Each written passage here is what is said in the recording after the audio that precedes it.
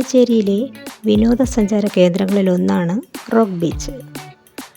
മണൽ ബീച്ചുകളിൽ നിന്നും വ്യത്യസ്തമായി വലിയ പാറക്കല്ലുകൾ നിരന്നു കിടക്കുന്നു.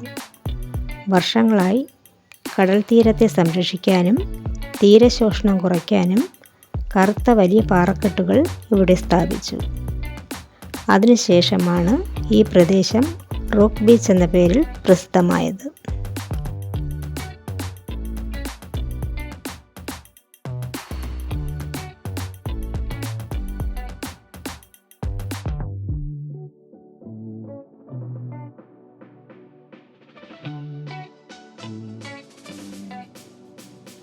മഹാത്മാഗാന്ധിയുടെ പ്രതിമയും ഇവിടെ സ്ഥാപിച്ചിട്ടുണ്ട്.